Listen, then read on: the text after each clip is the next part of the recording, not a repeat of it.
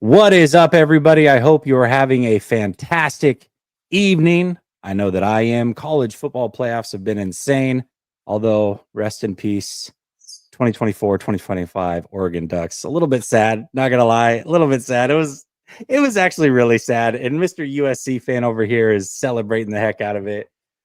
But we got some 49er football to talk about, and I like this guest because he and I disagree on a lot. So I think you guys are going to enjoy this show, and we're going to get into it next.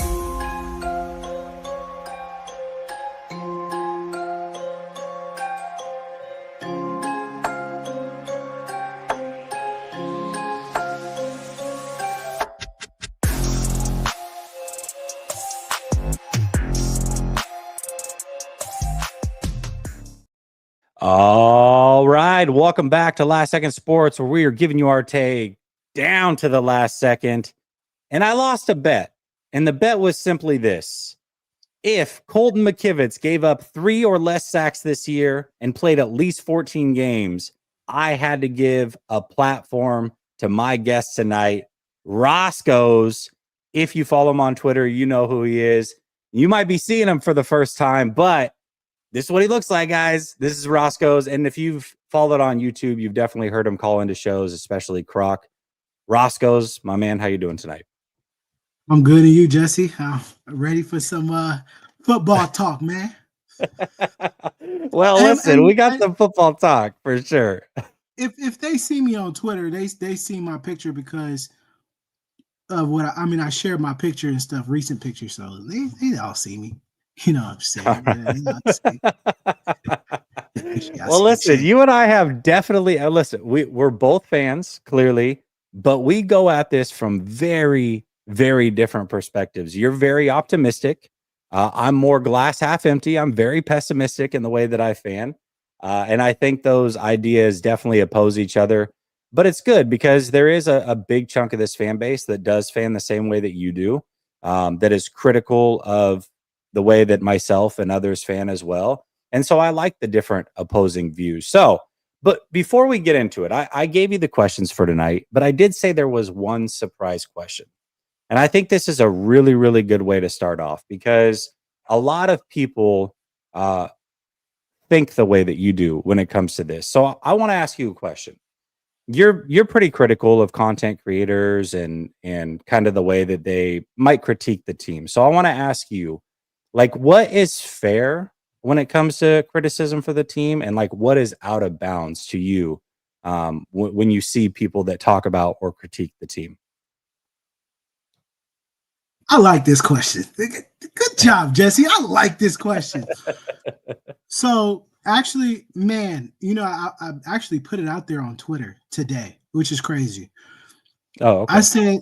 I said we as fans do not want fanboy content creators or people who's covering the team. We don't want fanboys, but we also don't want people with agendas who specifically will come out and trash the team whether they're good or not.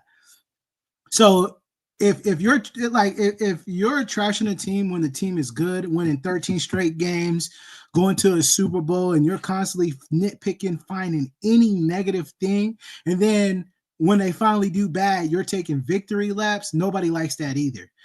I want somebody, most fans want somebody who's fair, who can, criticize when you need to criticize, praise when they need to praise. And I think I'm not a certain section of our content creators, they've fallen into the negative. I need to point out this. I need to point out that. I need to nitpick at this. I need to nitpick at that. And I think there's a lot of nitpicking going on, and a lot of I gotta say it, the casualness going on. So I don't. That's what I would just say. Me, I only can speak for myself. That's what I don't like from content creators. If y'all just be consistent, right? Because there's somebody who's being exposed right now for saying a lot of crazy things, right? And it's not lining up to what they're saying now. So all I'm saying is, if people are fair and just give fair takes and judge the team without agendas, I think most fans would love the content creation game. Do you think do you think this year, like, okay, so I'll ask you a question. Like, for example, last year was a winning season. So if people's coverage of the team is overly critical, that's where you would have an issue. And then this year, you would say that the team hasn't been good. And especially at this point in the season, if you're overly optimistic about the way the season's gone, probably wouldn't be a fan of that either. Is that fair to say? No, and I'm not gonna say any names. I don't want to do that, but Yeah, I'll yeah. I don't. say No, no. I'm not. Yeah, I don't want any names. there I just are want to know. some content creators who fanboy about this team. I mean, there's a lot of negatives in this season, and there are some content creators who will be like, "Oh man, they'll make excuse after excuse after excuse." No, nobody should like that. We want the real. We want criticism, and we want accountability. So call it out. Don't fanboy about it. Like, it shouldn't be no fanboying on if you're covering the team. We want people to be fair, just down the middle fair. Okay. So no, I wouldn't be a fan of somebody praising everything we do this year. Okay. All right. I think that's good. I think it's good to hear. And I think listen, I think that there is, I'll just speak from the content creator side of the house, right? Like last year was a really good example. We not met, like we knew each other, but we met up for the NFC championship game, right? Pittsburgh. And well, we met before that, but I'm saying we were there at the NFC championship game as well. Well. So we were there at the NFC championship game, and that stadium was shook. And then I remember jumping on Twitter, and everybody's like, "It's over, it's over, it's over." And I tweeted out, "Guys, they're going to win this game. Like, I got a feeling it's going to be good, right?" So, like last year, I was very optimistic. I picked them to win every game. This year, I've definitely dunked on them a bit. I'm not going to lie, right? And I also think that even I get caught up in a situation sometimes where people will crap on your take for so long when you feel strongly one way or another. Like I've been real consistent about the Brock Purdy thing, and we'll talk about him, but I've been very consistent on my thoughts with Brock Purdy. But there does become a point where people trash on you so much that your response can be a bit over the top. And I will say that I have done that as well, where it's like, okay, I do like Brock, but it definitely will come across like I don't sometimes, because I will dunk on those who have said I was so wrong for so long. And I'm finally like clapping back, and I'm using this point to make it that way. So that's sometimes where like I'll do that, and I'm like, okay, I got to do this better. Like, you're constantly learning and doing whatever. So it's good to hear kind of your perspective on things, because you're very critical of people that cover this team. You've been critical of me. We've had some conversations as well. But I think it's nice because it's your voice that I'm asking for on this, but the opinion is not only yours. Like, a lot of people have the same opinion. So I was just curious to see what you thought. Now, there are also people, I will say, it doesn't matter how you cover the team, they're going to hate on you no matter what. And that just is what it is. So there's nothing you can do for some people. But I also call you too. So a lot of times, like, I'll call you. So if I do go at you on Twitter, I've called you and kind of disagree with you. So you already kind of know where I'm coming from. It's not personal, but it's like, man, Jesse, like, I don't know about this thing, Yeah, but that's that's different. It started in the summertime, though. I started disagreeing a lot in the summertime. For sure. And we'll see where you're at now with the team, and maybe you've come around to like, hey, but we'll see how it goes. All right, let's talk about Kyle Shanahan, because I do know that you are a big fan of Kyle Shanahan. You think he's done a fantastic job, and you're not alone. I would say right now it really does feel like a clean 50-50 split, and depending on where and when you have the conversation, a lot of people are like, yes, Kyle, like, it doesn't matter, like, he can do no wrong. We're good, like, we're moving forward with him. Then there is a big chunk too that's like, man, I'm finally tired of this. Like, it's time to move on. I'm kind of somewhere in the middle where I'm not a fan of Kyle in the way that he handles things. I do think he's smug. I think he's arrogant. I think he drives a wedge in the fan base a little bit more than what people realize. But that being said, I do acknowledge he's done a hell of a job in building a roster too. And I think that he does deserve one more year based off of what he's done, even though my personal feeling is not the biggest fan of Kyle. That being said, I feel like you take it a step further in the fact that you think Kyle, like for sure, he's done a great job. I like Kyle. I'm all behind Kyle Shanahan. So if you were to rate Kyle this year solely, and we could talk about the future as well, but just this year solely, A through F grade, what grade would you give Kyle this year? This was a good question, and I had to think about it. The super fan in me of Kyle wanted to say a B, but the realist in me C plus, because everything stops with him. He's the coach. Uh, the whole veteran over young guys like Devondre Campbell, like Yedem. I mean, I know you have position coaches and they heavily influence that, but I think Kyle, again, he has the final say in the 53. Those two are abysmal. You also have the special teams. You knew that the special teams cost us the Super Bowl the previous year. You come back and the special teams was even worse. That's on you, Kyle. And overall, just us not making the playoffs. It's on you. There's a lot of execution issues that we've had. So I do have to ding Kyle for that. And so he'll get a C plus. But I will say, you can't find me another coach in the past 10, 15 years who had to deal with what Kyle had to deal with this year. Where and we're going to go all the way back to February, where one of your players mid-game tears Achilles. Okay, that is normal, right? Well, we just found out Forrester, he lost his wife before the Super Bowl. Then you go into the offseason. You get Ricky Pearsall, he got shot. Then you had Debo in the game right before the game dealing with pneumonia.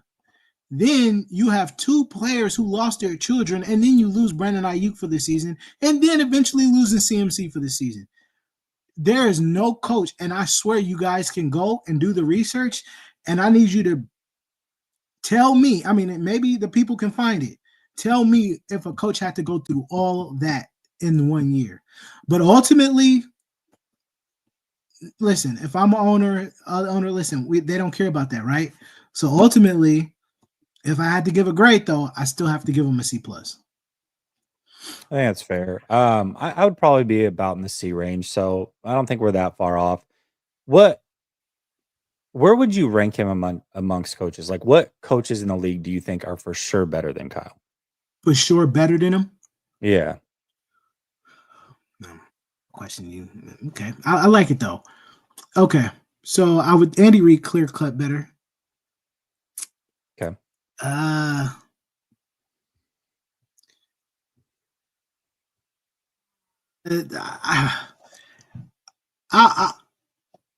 I'll give it to McVay.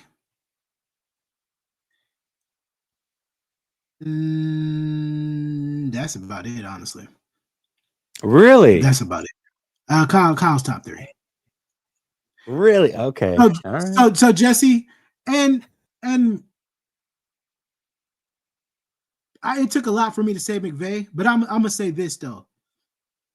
You can't tell me in the past 10, 11 years, outside of Andy Reid and Bill Belichick, of a and I would throw Jim Harbaugh in there, of a coach who's taken his team to 4 NFC championships in 5 years and 2 Super Bowl appearances.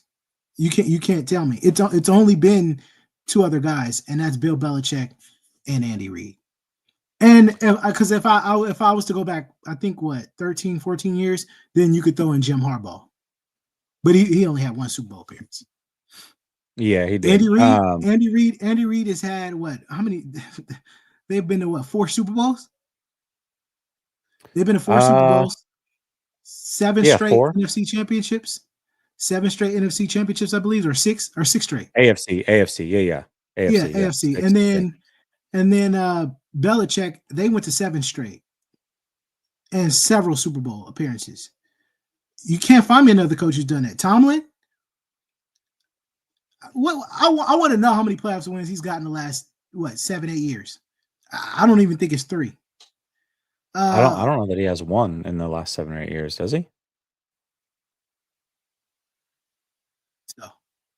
So who would you? And then Dan Campbell's too new. What other coaches are there? Help me out. Both Harbaugh brothers. Jim has been away too long, so and Kyle's already succeeded what he has done. You know what, John Harbaugh, I'll give you that, but I will say John Harbaugh has not been as successful as Kyle in the last several years. So I don't even know if I can. I mean, they finally made it to an NFC championship. I mean, an AFC championship last year. So, but if we're going over time, like overtime, okay, yeah, I could give it to John Harbaugh over Kyle. What about Sean I would Payton? say no.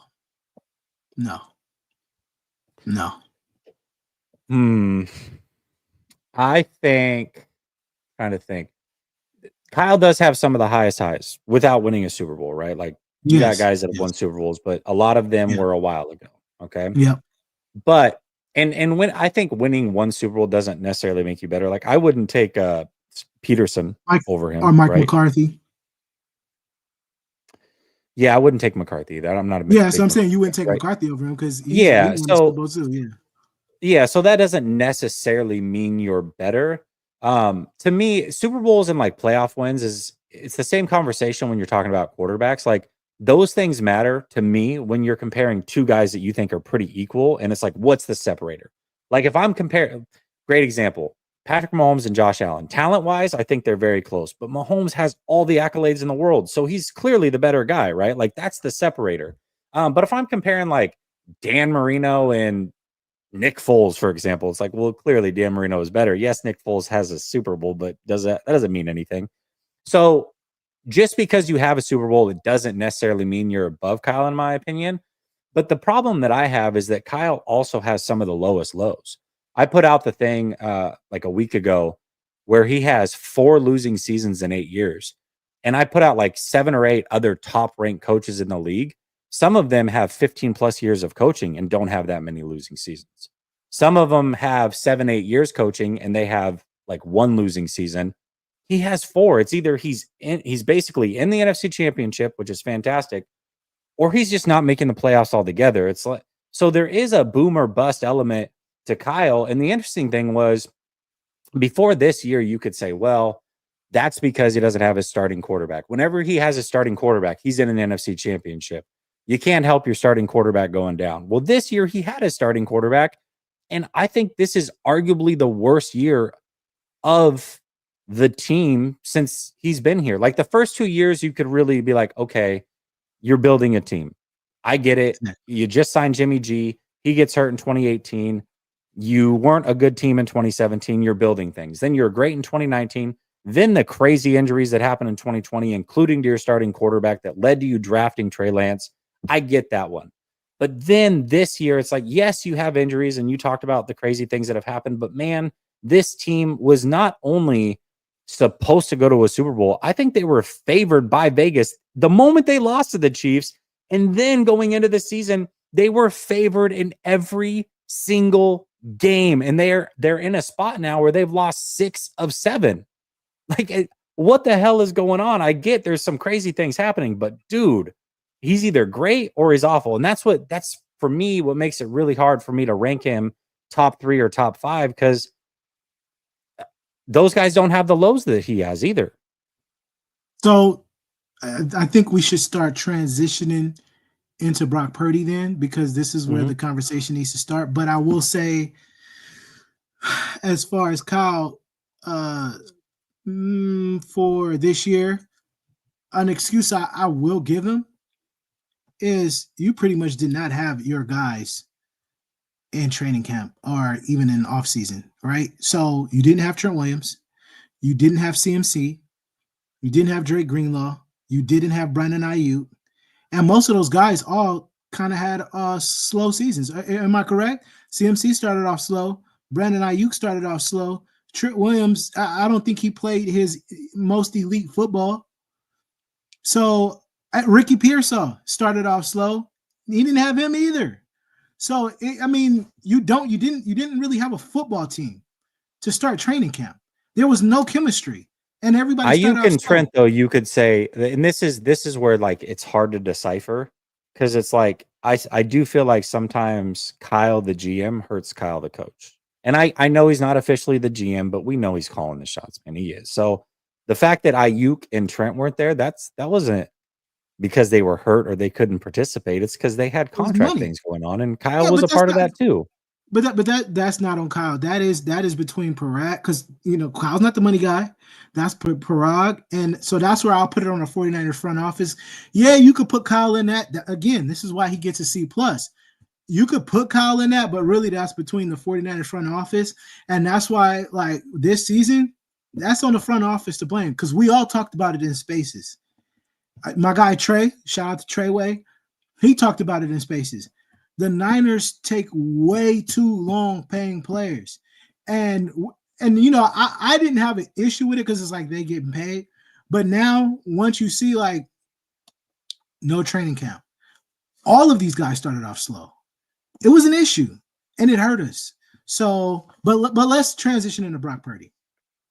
Yeah, we'll get there.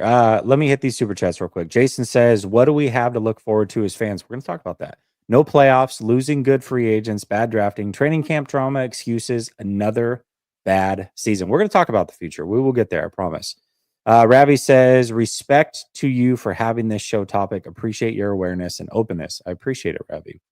Samir says, "Good to catch a live show again. Cheers, gentlemen. Well, happy New Year's. It has been a while since I've seen you around, but I'm glad you are here." He said, "Please rank better leaders, not coaches." That's interesting. That's it. And the hard part about the leadership is we can only go off of what we see. And I don't like what I see from Kyle, like outwardly as a leader, but the team does seem to galvanize around him. So it's like, I don't know how to quantify that. You know what I mean? It's really hard to quantify that. He's certainly not a Dan Campbell, but that doesn't mean that his leadership doesn't resonate with the team. And I'm not going to go to a spot where I'm saying that Kyle Shanahan has lost the locker room because that would be irresponsible. I don't know that. Coach says, "Where'd you find this casual, Jess?" Shout out to Coach, man. Coach is my guy. Shout out to Coach, man. Deshaun says, "You can't compare John Harbaugh. He's in the AFC. He loses to Patrick Mahomes, the same guy that we lose to."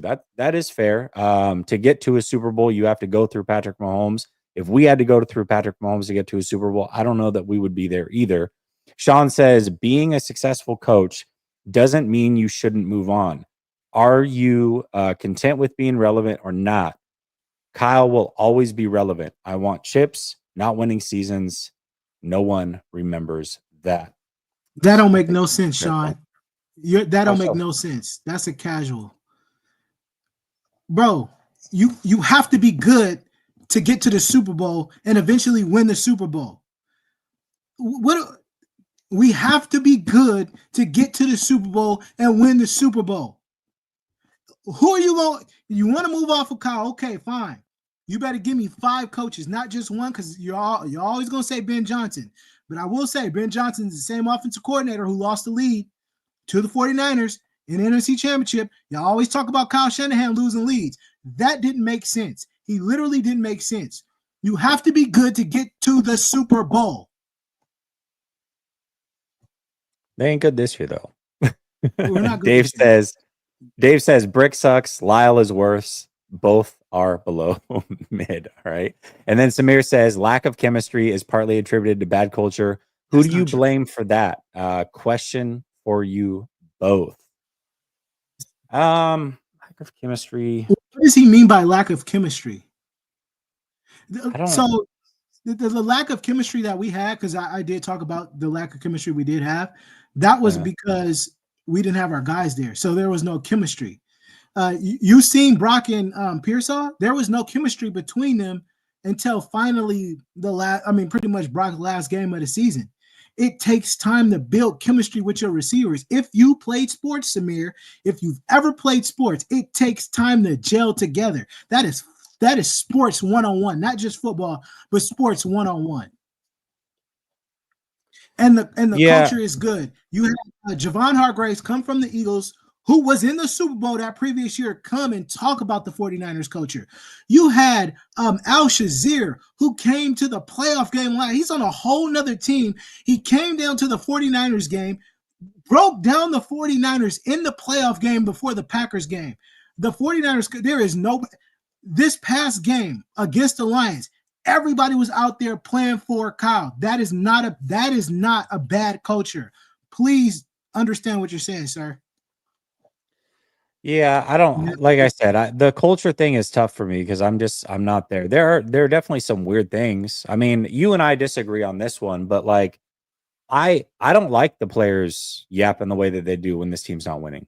That's just me personally. I'm not a fan of that. I know that you're like, hey, keep the energy the same whether you're winning or losing. But to me, it's like I feel like you do carry the style that your coach brings to the table. And I do feel like Kyle's pretty arrogant, and the team definitely echoes that, which is great when you're winning. But when you're losing and you're telling everybody you're the best, it's like, okay, but you're 6-10. Like, you can think you're the best, but you're not the best. Like, at some point, it's over, guys. Just chill. Go into the offseason, come back hungry, and get ready to go. That's the way that I see it. But can I touch on that? Yeah. So, to me, it's just a cultural thing, man. Like, I'm gonna keep it real. Black people, we talk a lot of trash, bro. Like, we talk trash. I talk a lot of trash. I'm telling you. No, Jesse, if I'm losing, I'm still talking to you. I'm still talking crazy to you. If I could be down 14, I'm still talking. You weak, you weak, you weak. You getting lucky, you getting lucky. You know, it's just a thing that we do, bro. That's what I was talking about, culture. Ultimately, again, people like to use front runners a lot, right? In this day and age, people always talk about front runners. Oh, y'all always talk when y'all winning. Y'all always talk when I win. Well, I'm talking when I'm losing, and I'm gonna talk when I win. I'm gonna always keep the energy the same. I respect somebody who can keep the energy the same. Instead, when everything is perfect for them, they get to talk and talk and talk. But when you lose, quiet, ain't saying nothing. I don't like that. That's phony to me. That to me, what you're talking about, and I completely understand, between the lines, say whatever the hell you want. Like that's when you should be arrogant. That's when you should be cocky. That's when you should be confident. But the moment that you've lost and the camera gets put in front of your face, and then you want to act like there's a round two, it's like the fight's over. Like the judges gave the scorecard, and the score was right there, and you had your 60 minutes to make something happen, and you didn't do it. Now it's over. It's time to move on. That's what I don't like. Between the lines, talking trash, bro. Anybody that's ever hooped with me will tell you I don't shut up, dude. I don't shut up. I talk the most trash out of everybody. That's the way I am. I get that. But once it's over, it's like, okay, you're humble in victory or defeat, especially in defeat. You should be very humble, but not the 49ers, man. They just love to talk about how they're the best. It's like, no, you're not the best anymore. You're not. Look at two culprits, Juwan Jennings and Diamador Lenore. That is who they are. That is their makeup. Juwan Jennings, he gets under people's skins. He's going to talk. They come to him with questions. He's going to keep it real. Diamador Lenore, that's why I like Diamador Lenore, because he keeps it real. He keeps it 100, and he going to talk. He's always been the talker. The same guy who wasn't supposed to do this, but he put out film how he strapped up somebody, in off-season workouts. That guy is going to talk regardless. So they put a mic in your face, he's going to talk. So for me, again, I think it's just more cultural, and I don't have a problem with it. I love players who keep the same energy. All right, that's fair. Okay, let's talk about Purdy. We talked about this season. We talked about Kyle's impact. Now, I'm going to kind of predate this for everybody. Everybody who watches the channel knows my opinions. Anybody who's been on Twitter and been in Twitter spaces would know Roscoe's opinions as well. But he and I have had a lot of conversations behind the scenes, and this dates all the way back to last offseason through today. I've been very consistent in saying, hey, I don't think this guy's it. I think there's a lot of things that show up on film that aren't going to show up on a stat sheet that are a problem, and they will eventually catch up to him. I think that he puts the ball at risk way too much. I think that that was a thing back in college. I believe that statistically, it's not showing up anywhere other than like a turnover worthy play. But I think that that's going to nip him in the bud. And eventually, when talent gets stripped away from this team and he's asked to carry, those turnovers will start to ramp up. That's been a conversation that Roscoe and I have had many, many times over. Roscoe is a very, very big backer of Brock Purdy. So I do want to know, though, we've got this contract that is coming up. It's looming. I know that you're not like one to pocket watch, so I'm going to try to phrase the question that kind of No, gets away from money. No. You just go straight with the question. Oh, Go straight with the well, question. I was going to say, is Brock franchise worthy, meaning he deserves top dollar this offseason, I guess. I'm gonna say this: Brock is a franchise guy, and he's worth franchise money at the right price. Shout out to my guy Trey, because he always say at the right price. Croc says it too, at the right price.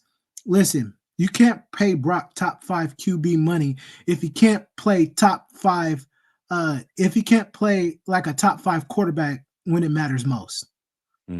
Let's just be real. With you seen it early. Croc seen it early. Me, I'm a data guy. I need as many games as possible to see what we have in a certain player. That's why I coined this phrase, let rookies grow. Let rookies grow. And even though I was being a casual and I tried to call Garindo trash, but he's actually not trash. But let rookies go, right? We got to give them time. We got to give players time. Well, I've given Brock time. I'm still a big backer of Brock. I still believe Brock can win a Super Bowl one day. But at the end of the day, and especially these last 3 games showed me everything I needed to know. You cannot go and seek top 5 QB money if you're not playing like it. What do I mean? Well, if you go look at Brock's numbers when trailing, with 2 minutes to go, 4 minutes to go, or so when trailing, with 2 minutes to go, or in the fourth quarter overall, he has more interceptions than touchdowns on all of them. It's embarrassing. And you could and you could look for this year or his career. It's not good, right? So then when you look at a top 5 quarterback, right? Lamar Jackson. This is an insane stat too. And Jesse, I know your son loves Lamar Jackson. So I want you to understand what I'm about to tell you. This is a top 5 quarterback. I didn't even touch on Joe Burrow. I know his numbers is crazy. But we're gonna go with Lamar Jackson. When trailing, Lamar Jackson numbers. This is for his career. When trailing, 50 touchdowns, 8 interceptions, 1,700 yards rushing, and 11 touchdowns. You know what that tells me? That tells me he levels up when his team is trailing. Now, you might say, well, why are you comparing him to Lamar? He's not Lamar. We already know he's not a top 5 quarterback. Okay, let's compare him to Baker Mayfield. Baker Mayfield this year, his numbers. In under 2 minutes, he has 3 touchdowns, 0 interceptions.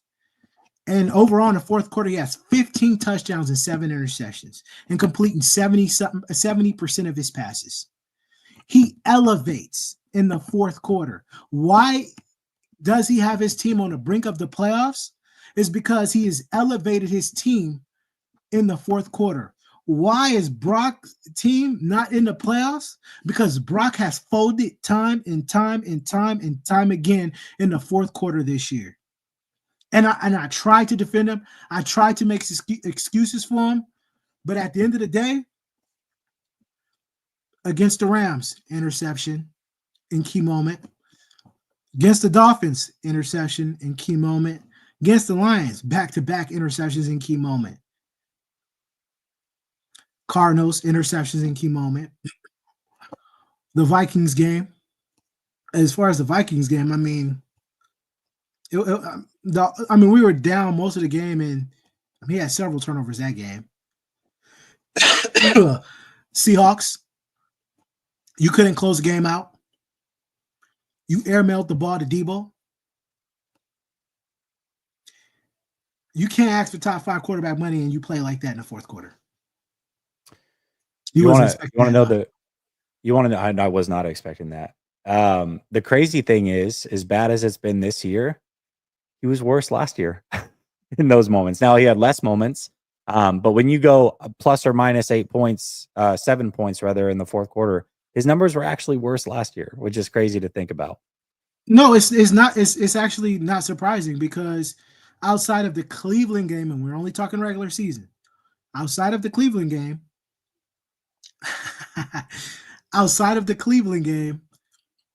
remember Cincinnati, 2 interceptions in the fourth quarter, I believe. Vikings, what did he do? I think it was back-to-back drive interceptions. So, and I will say, and then the Bengals as well. You're right. I remember. Yeah, now. and so he had 4 interceptions. He had 4 interceptions in back-to-back weeks and back-to-back losses in the fourth quarter.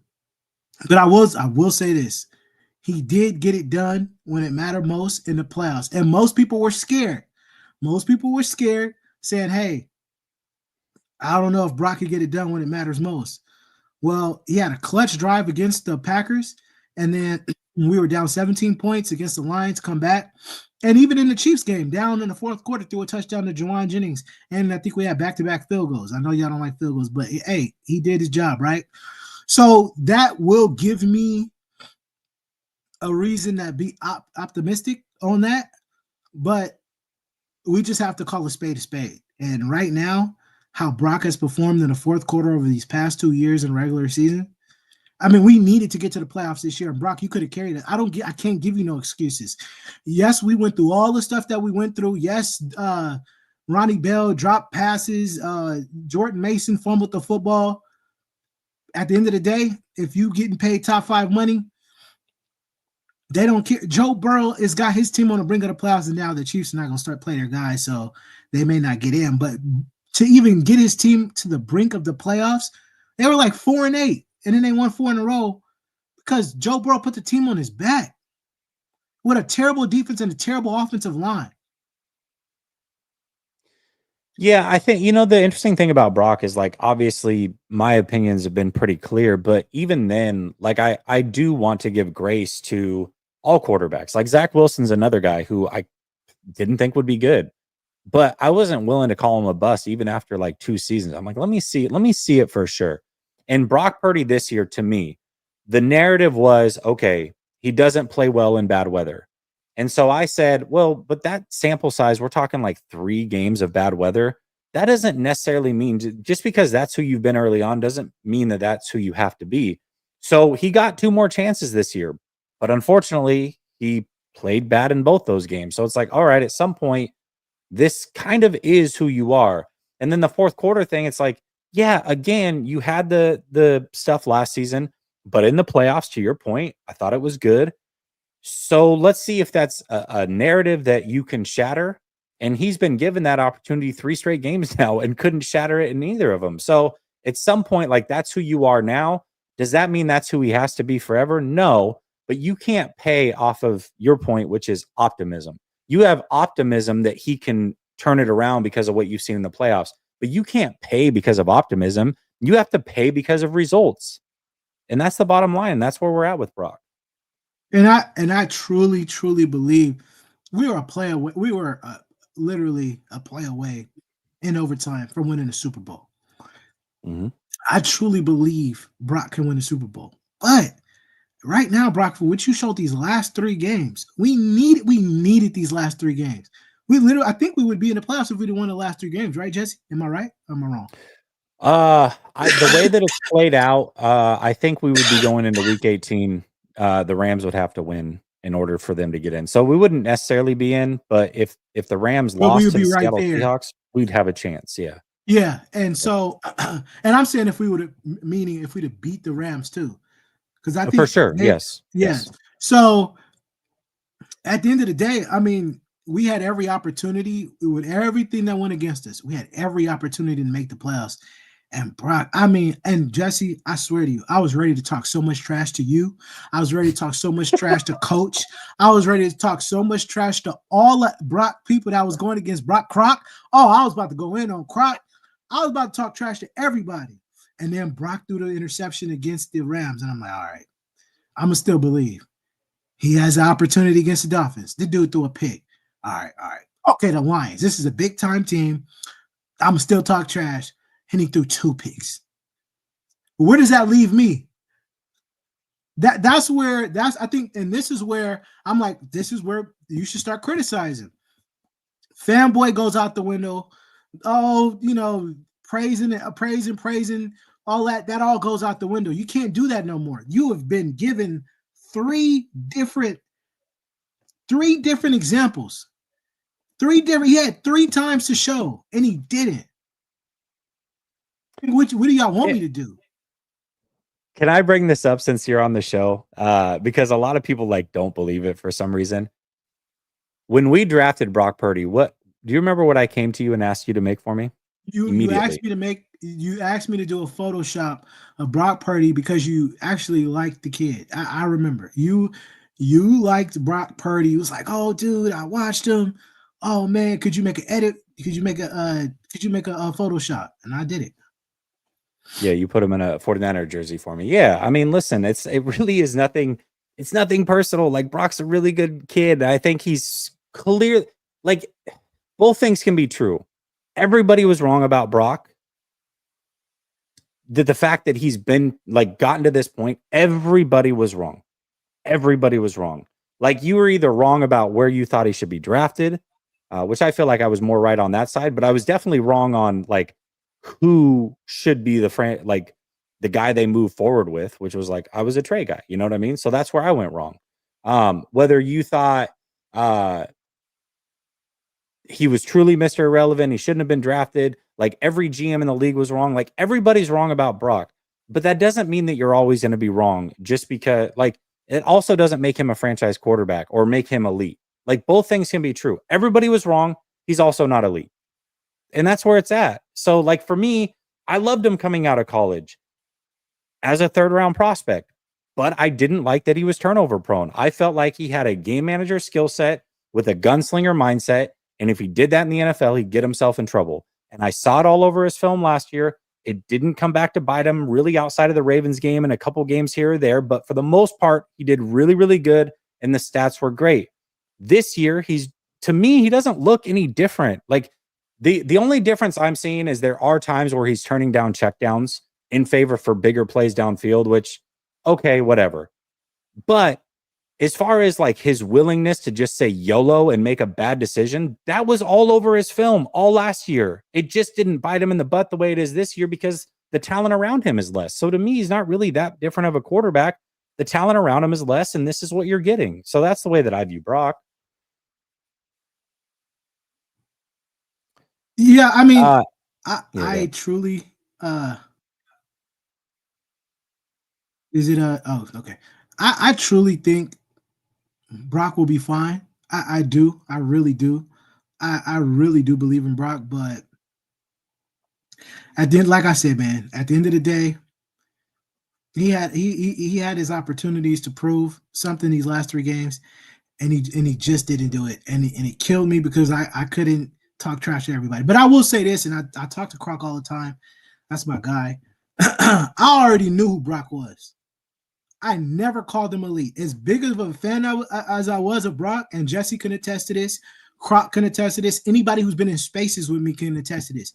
I've never once called Brock an elite quarterback. I knew what he was. I knew he was 10 to 12. Never thought he was top 5 or even top 7 or even top 8. He's always been 10 to 12 to me. So when you know what somebody is, it's easy, I mean, because I know there were fans, I guess, coming at you saying he was elite, which is crazy. They still do. Which is crazy, right? I always knew who Brock was, but I was comfortable with knowing who Brock was. Yeah. Because one, I knew he was better than Jimmy G, and my guy Croc will say, well, how much better, right? Well, to me, he didn't get carried in the playoffs. He actually did some of the carrying. He helped. He actually helped.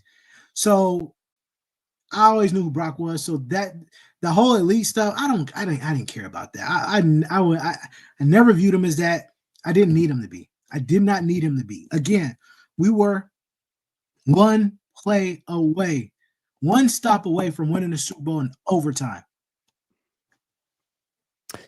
Everyone's worst nightmare says that has to do with coaching too. He's talking about the fourth quarter stat, which I would normally agree with. But the problem is that we have the same data points with Jimmy Garoppolo at quarterback. And you go look at those numbers. Jimmy Garoppolo, say what you want about Jimmy. And we do agree that Purdy is better. But the one thing we said about Jimmy, he was the arsonist and the firefighter. Well, the firefighter means that he came through in the fourth quarter when it mattered most. And those stats actually do back that up. He was pretty damn good, plus or minus 1 to 8 point games, essentially. He was good in those situations. He may have played like crap and contributed to being down for sure. But once he was down, it was like Jimmy was coming through. We remember the Super Bowl for sure. I get that. But Jimmy came through more often than he didn't. And that was with the same coach. So we've got a data point there. We definitely do. Let me touch on that real quick, Jesse. Mm-hmm. Let me touch on that because the plays are there. So it's not, to me, it's not coaching. The plays are there. And we'll just use the Lions game as an example. He airmailed the throw to Pearsall. That's not coaching. Brock airmailed the throw. It was an easy interception for Detroit. And then against the Lions, he literally stared down the receiver. If he would have actually scanned the field, he would have seen Juwan Jennings was open. He stared down the receiver, and everybody knows one thing quarterbacks should not do is stare down receivers because the DB is right there and they'll make a play on it. So that's not on coaching. I know y'all want to get to, firing Kyle, doing all that casual stuff. No, that is on Brock Purdy. You know not to stare down your receiver, and you did it anyways. That's on you, Brock. Adam says Debo fighting on the sidelines is bad culture. The Ravens have fighting on the sidelines. Travis Kelce goes in on his people on the sidelines. Tom Brady threw temper tantrums on the sidelines.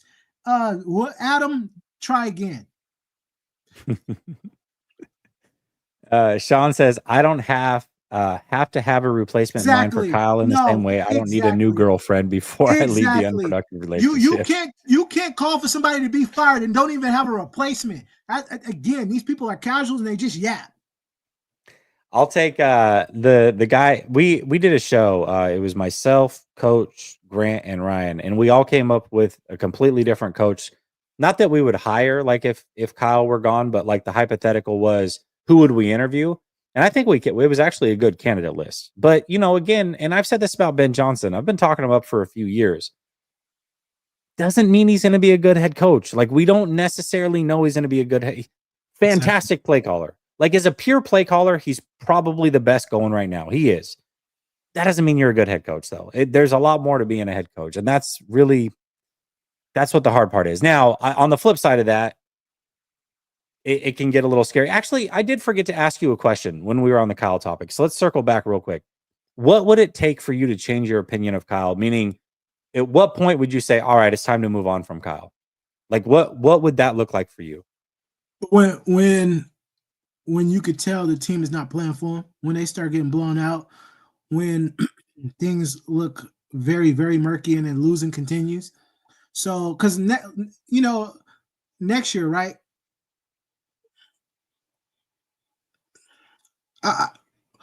I wouldn't be okay with letting Kyle Shanahan go next year, but I would understand if we had a losing season and he was let go. But for me, it's all about, one thing I knew, because a lot of these fans, I pay attention, and you can go on Twitter and fact check me. A lot of these fans wanted Robert Saleh fired in 2018. A lot of them wanted him fired. One thing I always remembered, and D'Amico Ryans, but I just want to stick with Saleh right quick. One thing I always remembered is those guys played for Saleh. They played hard for Saleh. And I'm like, you can't let him go. He has the pulse of that defense. Boom, 2019 happened. So these players play for Kyle. Once I start to see us getting blown out consistently, games looking very, very ugly, and the losing just continues. Yeah, you gotta let him go. But right now, So the team plays very hard for him. so next year, you personally wouldn't be like, "Hey, fire him," if they went 8-9. But if they did fire him, you would understand. I would understand because remember, That's fair. Jesse, I always said you can't tell me a coach who's been fired after taking his team directly right to an NFC champion. I mean, right to a Super Bowl. You can't tell me a coach who's been as successful as Kyle has been fired. That's what I actually said. As successful as Kyle and then been fired. But you can show me where a coach has missed the playoffs or missed 2 playoffs in a row where that's happened. So I would understand if they were to let him go after next year. I wouldn't agree with it, but I would understand. That's fair. Samir says that's how I see it too, and Kyle will be a lot better on his next team. Sometimes it's just like that. That may be true too. A lot of guys do win, like they learn a lot with the first team. I bet you if you had Truth Serum and Kyle and said, "Hey, if you got to go to a new team right now, what would you change that you did from what you did in San Francisco?" I bet you would have a whole laundry list of things that he would change the next time around. Because that's just natural. Like you learn as you go, you grow as you go. If he didn't, that would be concerning. But I've got to imagine that he would be self-reflective enough to be like, yeah, when I first came on board, I did this. I should have done this. I did this. I should have done this. And this is what I would do different. And maybe that is the case. Maybe, much like Andy Reid, he will go somewhere else and eventually win a Super Bowl. I think if Kyle gets let go after next year, they finish 8-9, he will end up somewhere else. And I wouldn't be shocked if he won somewhere else. I really wouldn't. That would be hard to do though, to follow up what he's done this year, which is four NFC championships and 2 Super Bowl appearances. That's going to be tough to follow up. And most people just see Andy Reid and think, "Oh, Andy Reid, he did it, so that's going to be Kyle." It doesn't work like that all the time. Yeah, but as long as he gets one Super Bowl win, it really doesn't matter, right? Like I think that's what he's saying is like, hey, he could win somewhere else essentially, like get a Super Bowl somewhere else. 808 Niner says losers rely on excuses and what ifs. This team has proven that they can't finish, and it don't matter how much you win if you always come up short. They are a good team and they have talent, but they come up short. Daza says Brock's passing stats this year are nearly identical to Jimmy's in 2021, and we think Jimmy G is a backup. Brock is a more mobile Jimmy G. To me, this is where I'm going to push back on this. The reason that I say Brock is better than Jimmy, and it's clear to me, it's all right here. Like, say what you want about Brock. Like, he may not have the tools at his disposal to be elite. Like, that's a possibility. But what I do know about Brock is he's not going to shrink because he's not confident in himself, and he's not going to try hard, and he's not going to work his butt off to get better in the offseason. Jimmy, did he even care enough about football to like train in the offseason? Like he wouldn't even answer texts or any of that. And it seemed like when they lost, and maybe this was a quality that also helped him be good in fourth quarter situations after playing like garbage for 3 quarters. But when they would lose, he would have this smile on his face, and it's all we would turn French. It's all we fault. It's nobody. Brock is like, it's me. I got to be better. I will be better. Now, sometimes he's just not better because he's not good. Like he doesn't have the skill set. That's a possibility. But his mentality, way better than Jimmy G's. Give me that mentality every day of the week. I'll take his mentality, and that's why I would say he's better than Jimmy G, personally. I would say he's better than Jimmy G's because he does the things that we always ask him for, right? Which is extend plays, which he does very well with his legs. And he actually can push the ball downfield and complete the downfield throw, unlike Jimmy can. And he doesn't have to be carried in the playoffs. For sure. Rome 33 says, Jesse, you compared Jimmy and Brock's regular season stats. Can you compare their playoff stats? Jimmy doesn't compare. I'll say 2 things. One, I've been very clear. I just was. Brock Purdy's better than Jimmy G. Also, though, being better than Jimmy G isn't what we're looking for. There's roughly about 40 quarterbacks in the NFL better than Jimmy G right now. So if that's what we're looking for, then we can go elsewhere and find that. Sir Cash Money says, "What if aliens?" This he's always got the best super chats. What if aliens aren't flying saucers anymore? But if we took a pair of binoculars and saw a Boeing 747 and an alien is piloting the plane instead? There's been a lot of crashes lately, Sir Cash Money. You might be right about this. Dave Barclay says Lyle is not a leader and not a head coach. At most, he is a play designer OC. He only wants mid QBs so that they can run plays in a system, and Lyle can take the glory. Niners standards are higher than all of this. Man, hey, listen. If you could give me an OC and a play designer that can go to 4 NFC championships and 2 Super Bowls, then man, wow. Hey, thank you. What a casual. Daza says Brock is better than Jimmy, but how much better? Is he worth 55? That's kind of the point, right? Okay. Yeah, let's get on to the next topic. Actually, this happens. Sometimes we have a bunch of topics and we got to skip around. Let's end optimistically here. Okay. Or maybe not optimistically, depending on the point of view. Let's talk about next year. Why do you believe next year will be different than it was this year? Like, and not just different, like, okay, they'll win a couple more games, but like, why will they be like for real contenders again? Or do you think they will be for real contenders again? Now I'll be able to, because I know some of the other questions I was asked, so you can be able to kind of put it in. Because one, we gonna get Jake Moody off this team because he's trash, and I hate the whole state. I hate Michigan. So get Jake Moody off this team, and then we're gonna get what is it, Jake Softdale or whatever is Jake Brendo, Jake Doodle. I don't know. He get him off my team, and Aaron Banks. Oh Lord, this dude, he getting off my team too. Yeah, the Niners are going to improve the offensive line. I would say McKivitz, but I don't think the Niners are getting rid of McKivitz. They're going to make an excuse of, hey, he only gave up 1 sack this year. We're going to keep him. Okay, cool. But get rid McKivitz of is the reason you're here, Roscoe. So you should probably shout out to McKivitz, man. Listen, I said players can improve. Now, I don't know if he improved that much better because a lot of Brock's running saved him from giving up sacks.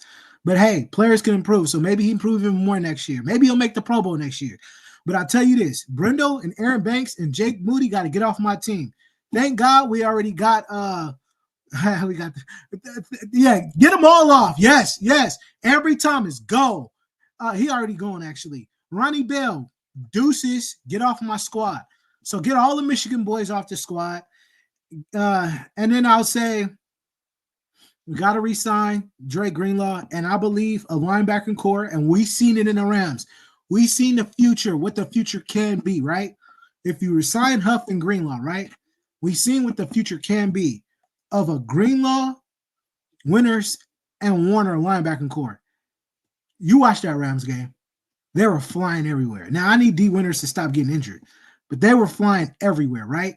You got Diamador Lenore. You got Ronaldo Green. I personally would love to have Travarius Ward back, but I don't know how the money issue is going to go. So if we don't bring it back, okay. We got to figure it out. I love Huff and Mustafa together. And ultimately, the Niners got to address the defensive interior, and we got to address the getting Bosa a running mate. Those two. If I would say this, if we address those two areas, we'll be good. Offensively, I think we're as far as like receiver, I think we're good. Pearsall, Brandon Ayuk. Now, I'm going to throw this out there. If Brandon Ayuk is not ready to go week 1, and even if he is, I think maybe a little slow. I personally would go after Devontae Adams, who can beat man coverage. I have a receiving core of Devontae, Ayuk, Pearsall, and Jennings. Clearly beat man coverage. If we bring Debo back, which I love Debo. I love Debo, but I know that was. I was like, hold on, I'll tell you this. Debo's name in this. That Rams game hurt me because I thought he was going to come out and I thought he was going to put up a Debo performance. I would say this: if Debo's on our squad, I'm gonna love it as a fan because I truly love the way Debo carries himself. I love his energy. I love his swag. But if he goes, he goes. If he dies, he dies. If he So, dies, he dies. and the real ones know where that's from. But if Debo's gone, then like so be it, man. Like I want to get better. I want to win a Super Bowl. And I think if you make those moves and bring in somebody like a Devontae Adams who can destroy man coverage, along with Ayuk, Pearsall, and Jennings, man, the sky's the limit for this team. The the one player that I'm worried about that they're not going to be able to get to come back is Drake Greenlaw. Actually, Greenlaw, yeah, why because if you, I say that because his market's going to be a little strange potentially in the sense that he is coming off the injury, but the one game he played, he balled out. They got him for a steal of a deal a couple years ago, and that was so smart of them to get that deal done after the Bears game a couple years ago, and they got him for dirt cheap. Now they might be able to get him at a discount, a slight discount because of the injury, but I think the NFL now knows exactly what Dre Greenlaw is, and as long as he checks out medically, you saw somebody like Patrick Queen, who clearly was not the Roquan Smith of that defense, but even he, big time money. Dre Greenlaw is somebody's going to pay him. And I don't know if the 49ers are going to be able to match that and cash that check. So that does worry me because I think Dre Greenlaw losing him, well, not I think we've seen losing him makes a big, big difference for this defense. If they are unable to sign him, which I think is a real possibility, that's going to be really tough to replace for this defense. Really, really tough to replace. I will say this. Because of how we struggled this year, because of what John Lynch seen, and John, we got a defensive GM, and I like that. Of what we seen, and what we seen could be the possibility, that's going to push them to sign him. It was putrid this year. It was putrid. Against the line, that was terrible. Oh, and we're going to do this. I forgot. We're going to get a new special teams coordinator, and we getting Sorensen out of there. Shout out to Robert Saleh. Super Bowl. I'm gonna have to remember this show because it's gonna be messed up if Brenda's still a starting center. And it's like, dude, are you kidding me? How many times are we gonna run out there with this guy? That, like, to me, that's like the biggest sin that Kyle Shanahan has had. Is he sat there and said the center position is the heartbeat of my offense, and then he kept Jake Brendel for consecutive years. I'm like, what are you talking about right now? This does not make any sense. Listen, if you want me to be anti-Kyle, bring Brent Brendel back, bring Banks back, and bring the special teams coordinator back. I could possibly deal with Sorensen, but if you bring any of those three back, you're going to see a different Roscoe's. I'll tell you that, man. Oh, man. Jay Brown says calling fans casuals because they want ships is exactly what's wrong with this fan base. Okay, can we also be clear about this just real quick?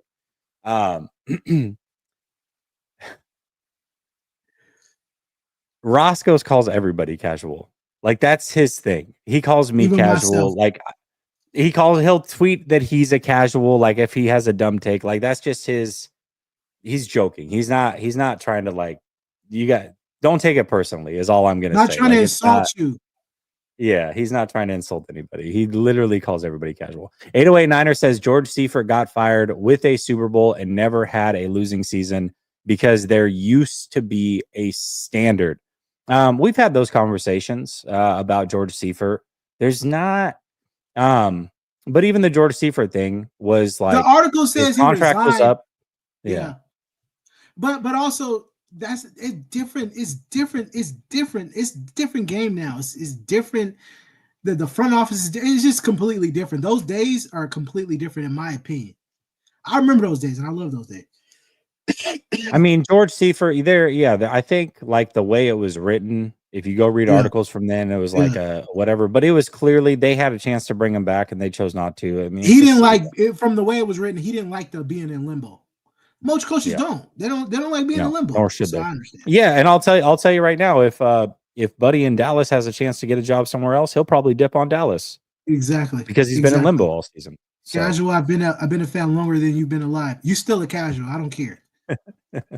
Dave says, blessed enough to be on Jesse's channel. Don't insult. He's not, again, he's not. I know that it like can seem personal. Dave, I promise you that's not what he's doing. Daza says, optimism for the future assumes the Niners will do the things that we want like Kyle evolves. Upgrade the O-line and D-line, draft well, and change the locker room culture. Going into year 9, why do fans think anything will change? I will say this. I'm not as optimistic as Roscoe. I've been pretty clear that they're not. Like, I'll ask you this right now. We don't know exactly what they're going to do. You laid out the plan that you want them to do. Do you think that they are going to win a playoff game next year? If you had to put it on wax right now. Yes, and I just want to say this. And the reason why, one thing about Kyle's offense is everything is predicated off the run game. Kyle wants to run the ball. We seen, and really what Banks got. Banks and Brendo, bro.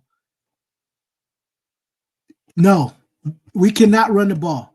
The 49ers will address their offensive line because the run game was completely gone, mainly in the second half of the year. When things got tight, we couldn't do what we wanted to do. And there's been several instances where we could not run the ball. So everything is predicated off of Kyle wanting to run the ball. Kyle talked about it. I was watching this show. This person brought it up, and I'm so glad how they brought it up. Kyle said, hey, when I was in Houston, we threw the ball a lot, but we also lost a lot. Running the ball is his bread and butter. If Kyle can't run the ball, he can't run his offense the way he wants to. Therefore, Kyle will address that offensive line. Aaron Banks, Brendo, deuces. Yeah, you're right. He's not going to address it because of the pass game, but he will address it because of the run game. That's for sure. And that's what's interesting. Like, if you go look at every site this year, the offensive line and pass protection has been better. I know a lot of people have pushed back.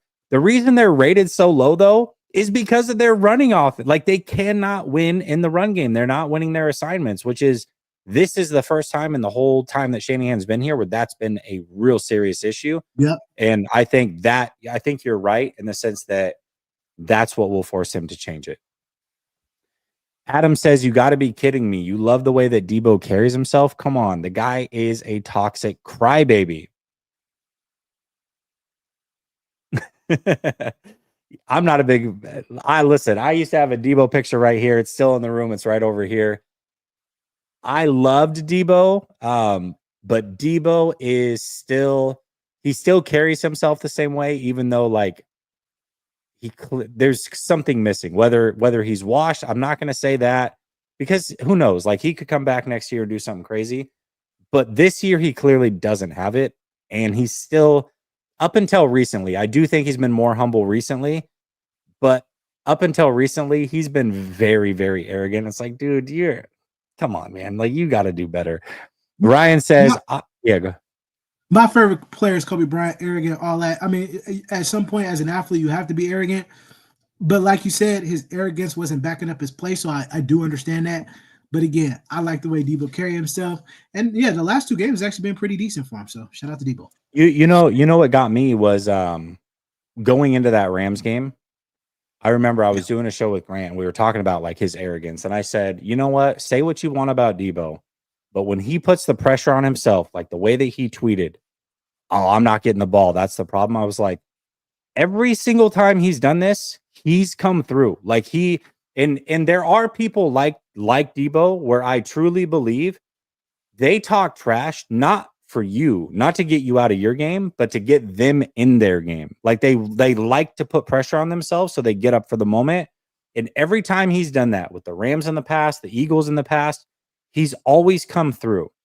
This was the first time that he did not come through. And that was like, I was like, man, maybe it is over for Debo. Like this was the first time I've seen him not come through. Because remember in the NFC Championship game, right? He told John Lynch, get me the ball. Everybody go back and watch that game. I remember how the 49ers got their offense going. You know who they got the ball to right at will was Debo Samuel. Yep. So it was very surprising that he couldn't get it done against the Rams. Ryan says, I'm a Brock Purdy fan, but I cannot defend his second half meltdown. Sorry for the late comment, but I'm late and watching from the beginning. No, we appreciate you, Ryan. And that's exactly what Roscoe was saying. It's like at some point, You just can't defend it. And that's where he's at. JFig says Kyle finally blames himself. He did. He said so I forget the wording. It was something like he's disappointed in the way the team goes. But he said I think he said I'm disappointed or frustrated in how the season's gone, and everything falls under his umbrella essentially. So basically, in a roundabout way, like, yeah, I'm frustrated with everything, including myself. So and he also blamed himself for the Devondre Campbell. He said that was on me. That was my fault. Yeah. So here we go. Roscoe, we did an hour and 10 minutes. Thank you for joining me. Stay on because we'll talk backstage. Everybody in the chat, much love. We have the final post-game rant coming up after the game on Sunday. David and I will be on for that. And unless something crazy happens between now and then, I'll see you then. Peace.